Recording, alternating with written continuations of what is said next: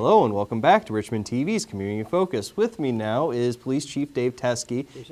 How's it going? Good, good, real well. So he's here to talk about a bunch of new stuff that's coming to Richmond Police Department. So how you doing today? I'm doing good. I'm good. I'm kind of excited about the new technology we got coming our way. So I hear that you got a new set of body cameras coming. Yes.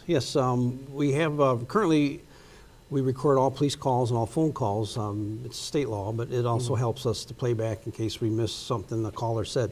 That same company is a local Michigan company, and they have decided to step up the body cameras to another level, whereas they're going to be able to do live streaming video back live to the dispatch center. So the dispatchers will be able to see actually what's going on with the officers as it happens. Now, is that typical for most body camera systems? No, most body camera systems record, and then you have to go somewhere and play it back after the fact, and that kind of slows down the process. So with us, hopefully, being a pilot project for this company, we'll be able to go to school with some of the technology and learn how this is going to help us get quicker response to some of our first responders. This also has police, fire, and EMS applications, so we're excited about it. Now this sounds like technology that would be very expensive to utilize. How much is the city paying for it? Well, this is the best part of the whole thing. When he said free, because we're a pilot program, we're being allowed to try this out for 2 years. Includes all the cameras, all the equipment, all the server, the back room, the storage is the big thing that costs a lot of money, obviously, you know that. But being able to partner with DSS Corporation, is now called Equiture, they're allowing us to use this as a pilot program and kind of roll it out and go to school on us, and we go to school on their product. Okay. These aren't standard body cameras though. They're like little cell phones, correct? Correct. They're kind of a ruggedized cell phone. Obviously, it's kind of an open platform where it's more of an Android base as opposed to a proprietary base camera, which sometimes as soon as you buy them, they're obsolete already. So this is something that we can upgrade on the fly and that kind of thing. So we're excited about it. Now, on top of it being body cameras, can it be used for other communication needs? Absolutely. It's all about the functionality. We can make it as simple as we want, or it's kind of expanded to its full expenditure, and that is they can still use it as texting if they need to, a cell phone if they need to call in, and also kind of as the body camera platform. So. Okay, Yeah. This sounds like a great device.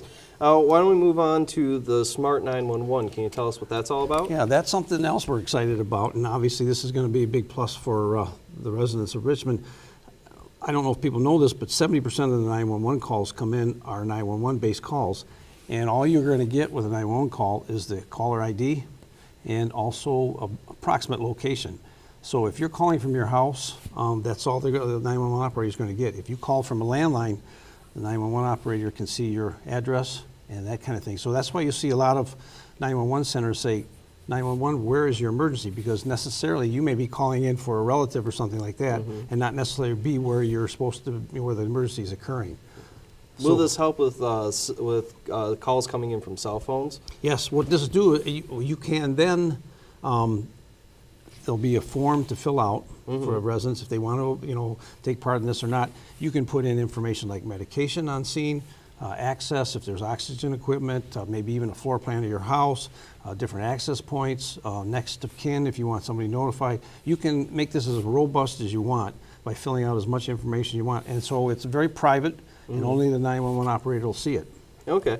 How much is this system going to cost? This is not costing anything. Again, I'm liking the sound of this. It's free. If it's free, it's for me. So, and obviously I have a budget to be concerned with. So a lot of these programs are very robust, very exciting for the residents, and it's not costing us anything right now. So that's the good thing. So. Okay. So how can people sign up for that? We're expecting to roll this out maybe within this month, February, and as soon as we can, we'll send out a notice through our web page or through the city's website, or let the residents know through your TV channel, Channel 6 here, and let them know that it's available for sign up, and it's a real simple process. And again, they don't sell any of the information. It's very private. You can opt out. You don't have to sign up, but you can put in as much information as you want. If there's animals in the house, that kind of thing. So if there's an emergency, they know that I have a guard dog, or my medication is kept here. So it's very robust and it's very exciting for the residents to be able to kind of pad their 911 cell phone calls. And it makes everyone safer because Absolutely. you know exactly what you're walking Absolutely. into Yep. for the police officers and the people who are calling. And now I've noticed this this giant tower going up behind Yes. City Hall. Why don't you Yes. explain that to us a little bit? Well, early when we opted into the 800 megahertz, that's a new system, talkability with all the different agencies and counties, a statewide system. Originally, the state was hanging, or putting up rather, so many towers in the county. The county of Macomb, with the foresight that they had, they decided to add more towers, which increased the in-building coverage. Because a lot of times if you get into a building with steel and mortar, you don't get that coverage, the radio can't penetrate. So with this increased coverage, they'll be able to get, like the fire department, get into a big factory where there's metal and steel around and be able to communicate with those on the outside. Okay. What happened was they only had so much money to go around the first round. So they hung all the infrastructure, or most of it rather, down on the south end of the county. Now, the second round, they're being able to add some additional towers, which will enhance our communication abilities up here with police, fire, and EMS, and DPWs and things like that. So. Now, most communities, when they when they're using that tower, do they have to pay any kind of fee to the county? No, not at all. Not at well, all? there's still the radio fees, obviously, that belong to the state system, but that construction is completely being borne by the state and the county. Okay. So. All right. One more thing. I hear you have the policeman's ball coming up. Yes. So when is that, and where can you get tickets? You can get tickets through our dispatch window there. The Richmond Police Officers Association are selling those tickets. I've been listening to them. They're very excited about it. It went away for a while, and it's back with a lot of gusto. There's some really great door prizes, a lot of things going on that are a little different this time around, and it's going to be a super great event. And it's in February, coming up pretty quick, and that again is on our website, and the dates and times and where you can get tickets and all that. So. That's also a slide for on Channel 6 too, in between programs. Very good. Okay, so. perfect. So, So yeah, word is getting out there. I'd like to thank you for joining me Oh, today. yeah, not a problem. Very lot good. of stuff Fine. going on, a lot of exciting stuff. Yep. So I hope it keeps on coming. so. Absolutely, me too. And if it's free, too. Yep. All right. You can find more information on the Richmond Police Department and everything that they're doing on www.cityofrichmond.net. You can also call dispatch at 586-727-4000. We'll be right back with Caitlyn Gordon.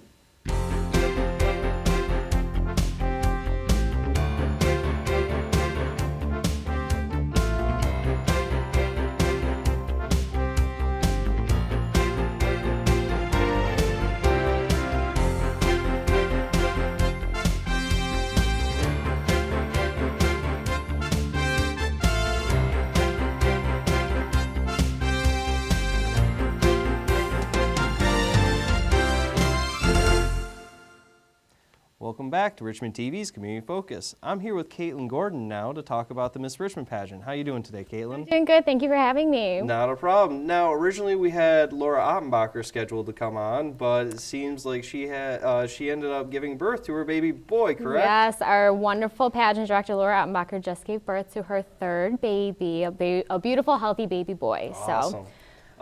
Just want to say to Laura and her family, congratulations from everyone at Richmond TV. So, now we got that out of the way. Yes. So, the Miss Richmond pageant's on Sunday, March 11th, correct? Correct, yes. Okay, so how many contestants do we have this year? Right now we're looking between 7 and 10. The girls still have time to get in deadline, so even girls that didn't come to any of the informational meetings, they still have time to go on to the Richmond Facebook page or richmondgoodoldays.org to get the information for it still, and the turn-in date isn't until, I believe, the 29th of this month, where they turn into Rick's shop in town. Okay, so any big spectacles planned for this year? We're always trying to do bigger and better things than the year before. I think that's Laura's goal every year, is to kind of try something different that we didn't do the year before that makes it a little more exciting, gets more girls interested in it. We're bringing back the scholarship again, which is always a great incentive for the young ladies when they're going away to school and everything. I totally get it. I'm a college student myself. Those books get expensive. So How much is the scholarships? now I believe that we're going to do around the same amount as last year, so a couple hundred for each girl. I don't know the full details of that, unfortunately, but bringing a scholarship back is always a great idea for the girls. Okay. This is where's the pageant going to be at? So it's going to be at Maniachi's again, which is where we've held the pageant the last few years. It's still completely open to the public. We love having more than just the girls, family, and friends come out. It's a great opportunity for the community to see what the past Miss Richmonds have been doing with the community and the future plans for the new crown Miss Richmond. So how many years now have you been hosting the Miss Richmond pageant? So this will be my 5th year hosting the pageant and helping out with the girls a little more backstage, which I was actually thinking about the other day, which seems crazy to me that it's been that long that I've been helping out with the pageant. It hasn't been that long since you were Miss Richmond, correct? Yeah, 2012. So it seems like a while ago, but it really isn't too far. No, it isn't. Yeah, because I remember having you on for right before Good Old Days, because I always bring on all the Miss Richmond and her court for every year for right before leading up to Good Old Days. So has your involvement with Good Old Days gotten a lot larger since you're no longer Miss Richmond? Kind of. It's almost kind of like a family ordeal. Like once you're in, you're kind of welcome to help out as much as you like or that they're willing to give you help with. And I think definitely since I've been helping with the pageant, it seems like every year there's a little something extra that they grace me with the honor of helping out with. They seem to really enjoy putting me in the dunk tank, which I got to get out of this year, luckily. But I'm sure Matt will find me sometime this year and I'll be in the dunk tank again. Of course. He always manages to find everyone. He finds you, yeah. I imagine that one day I'm even going to be in the dunk tank. It's a rite of passage in the Richmond Good Old Days family. You have to make it in the dunk tank. Oh, okay. So, are there any tickets to get? Do you need tickets to get into the Miss Richmond pageant? So you don't have to pre-order tickets. We sell tickets at the door, which help with the Good Old Days fundraising, as well as helping out for stuff with the Miss Richmond pageant. I believe the tickets are only like $2 or $3, so bring like $20 and you got a big family, you're good to go.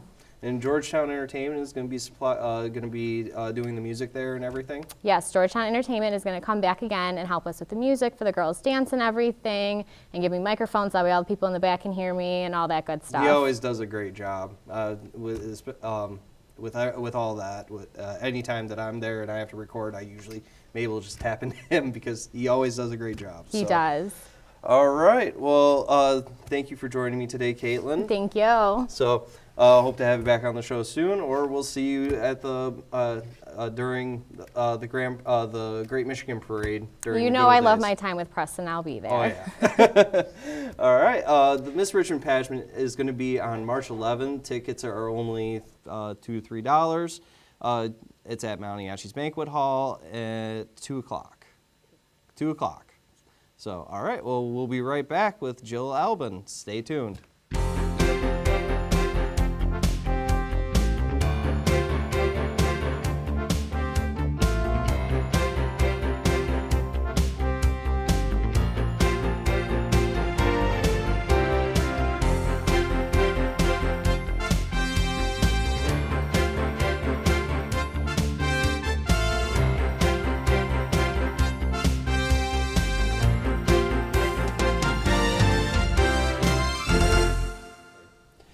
Hello and welcome back to Richmond TV's Community Focus. Joining me now is Jill Albin from the Richmond Area Chamber of Commerce. How you doing today? Fine, thanks. You're here to talk about your alpaca races. So I am. Tell us all about it. When is it happening? The alpaca races are going to be on February 24th, which is a Saturday, and they'll be held at Maniachi's Banquet Center. Okay. So what is an alpaca race? Because right now I'm envisioning 24 wild animals running around a parking lot. Everybody thinks that we're doing real alpacas. No, this is an example of one of our alpacas. This is our chamber alpaca. Her name's Tilly, and she will be going around town in different locations throughout the month of February. And so our businesses also had an opportunity to sponsor an alpaca, and they're going to be on display at their business in town throughout the month, and then everybody has to gather them together on the 23rd of February at Maniachi's, and then we'll get them all set up for the races. Okay. So now, what actually entails with these races? The alpacas race on tabletops. And they're moved by people, so they're not motorized or anything like that. And we have like an 18-inch dice that we're going to use. And when you throw the dice, let's say your alpaca happens to be in lane number 1. If one of the die land so that the 1 is up, then you move a space. So that's kind of how they move, throughout the night. It's the throw of the dice until we have a winner. Each alpaca will race in 2 heats, and then we'll have a championship race at the end with the top 6 winners throughout the night. I'm just imagining this is complete. I've never heard of an event like this before, so definitely bringing something new to Richmond. Well, it's cute. We're still fulfilling our obligation as a chamber. I mean, we are offering, in the sponsorships we do allow the businesses an opportunity for advertising on our website and so forth. And we just thought it'd be kind of something different. 2 of the 3 sponsorships include tickets to the events, so that's something that we were kind of lacking with the ice sculptures, because those were, it was a $200 investment, and depending on the weather, it either lasted for a long time or it lasted for a day. So there's a little more value to this for our sponsors. So so once again, you mentioned that the individual business creates their own, and then they put it out kind of like the scarecrow contest. Right, except not attached to any light poles. Right. Is there any kind of prize just for like the best dressed alpaca or anything like that? The night of the event, we'll have all the alpacas lined up, and people can vote for their favorite. And we're probably going to give a plaque for the best dressed or the favorite alpaca of the evening. And then the winner for the final heat, our championship race, will also be getting like a trophy that they can take with them. Is there any kind of other prize other than the trophy? No. Nope. No. Just a fun evening. A fun evening. We're going to have raffles, 50-50. We have it's like a Chinese raffle, only we're not going to have that many. We're just going to have 3 or 4 large ticket items that we're going to raffle off throughout the night. So. Okay. Is there any cost to get into the race itself? The tickets are $25 each, and that includes your dinner at Maniachi's. It's a cash bar. Okay. The event, though, is for 18 and older, and we had to put a disclaimer on the bottom of our flyer that said no live animals used in the production of this event. Right. So, I think it's going to be fun, and like I say, Tilly will be going around town throughout the coming month. And if you happen to be in a store and she's there, if you take a selfie with her and then send it to my email, we'll have a drawing for a $50 cash prize. Of all the ones that we collect, we'll draw one winner on that. So we're still trying to get people to move through town. That's the idea, and just a little bit different, kind of a different take on things. Okay. Is there anything else you'd like to add? No, just we hope that you consider coming for a fun evening. It is the creativity. If the creativity with these alpacas is anything like the creativity that we've had with the scarecrows over the last couple of years, it should really be tough to try to pick the best one. So. Well, let's hope that's the case. Yeah. Do you have anything else you'd like to talk about, like any future events you just want to touch on really quick? No, not at this time, other than we will be doing the elected officials forum, which we always do in April. And then we're thinking up some different ideas. Ladies' Night Out will still be in November. Our scarecrows will still go up, throughout the month of October. So we're trying to, as a board and as a chamber, we're trying to come up with some different ideas for different activities throughout the year. So we're working on that.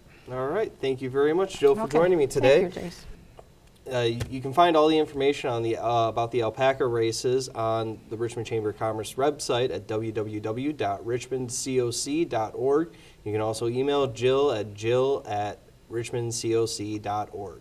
We'll be right back to talk to Mike Trabough.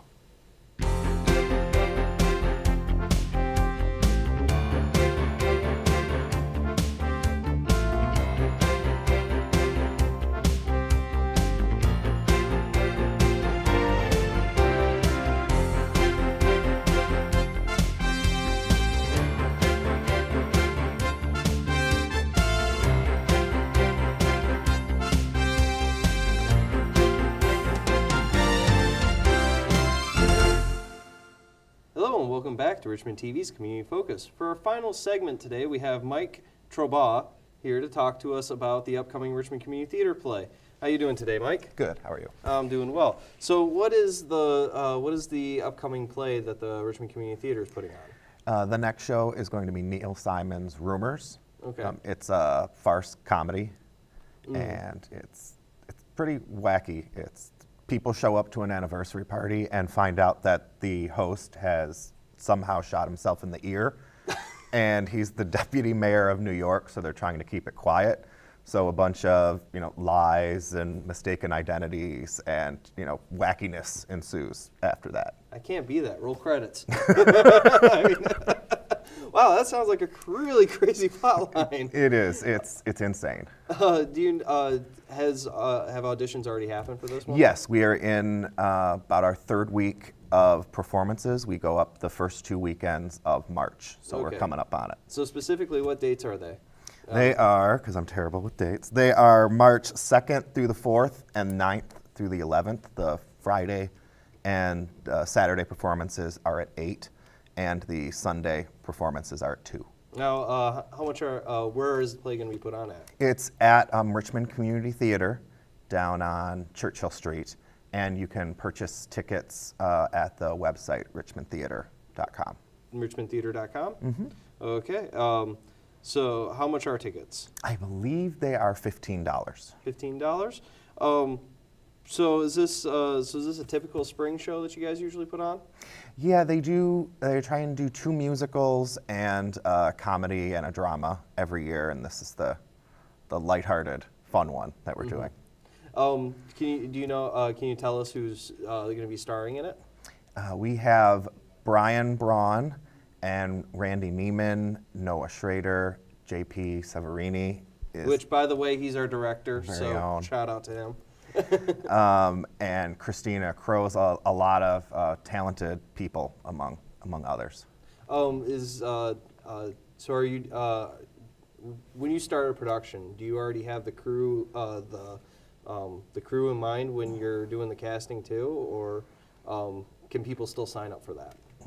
We are always looking for help with backstage crew and help with props and costumes and running lights, and they can contact the theater as well for that if anyone is interested. So what can people expect going to this show? You're going to laugh for 2 hours straight once it starts. It is the funniest script. At a read-through, when the cast first gets together, we all meet each other and we read the script. It took an extra half hour because we were all laughing so much, which I've never had with a show before. And the audience is just, it's going to be even more when there's actual action and doors slamming in people's faces, hands getting burned, guns going off. It's going to be a great time. Now, how intricate is the set design going to be? It's one room the entire time, but there's an upstairs and a downstairs with a bunch of different doors, and so I'm hoping that it doesn't collapse. That's really my only thing is that just don't collapse. That's my hope. I mean, even in TV production, a lot of times it's like, the desk looks really good from in front, but no one cares what it looks like behind. Oh yeah, normally, but not since I have to have a platform that people have to stand on. Now I have to make it all safe. Otherwise, it might blow over with a sneeze. But we can't do that this time. Well, that's that sounds like a really, really intricate set design. Yeah. Remember, people, go sign up to help with the tech crew for this. They have my carpenters, set builder has been hard at work. Use a hammer, or any other power tools. Not that that's a power tool. So, is this your first show that you've directed? It is not. This is probably my 15th or 16th show that I've directed over the years. Okay. What was the last show you directed? The last show I directed was the last year's Good Old Days shows, Once Upon a Mattress. Okay. That's a really good play. We actually did that one at my high school. Oh, it's a lot of fun. So, all right. Well, is there anything else you'd like to add? Come out and see the show. It's going to be a good time. Go out in town to dinner and then end the night at the theater. You won't regret it. It's going to be fun. Thank you very much. I intend to go see it. So, thank you very much for joining me today. Thank you. you can get all the information for Rumors on the Richmond Community Theater website, www.richmondtheater.com. And you can also purchase tickets there and find out any other information. Is there a phone number that they can call? There is, But we don't. but know I don't right know now. it. Well, on the graphic, we'll make sure that we have it up there. You can also view Richmond TV programming on Richmond TV Channel 6. You can also view us on the Richmond TV YouTube channel. Just go to YouTube and type in Richmond TV 12. Hit subscribe, and anything that we've talked about, if you're watching this on YouTube, all the links will be in the description below. Thank you for joining us, and we'll see you in 2 weeks.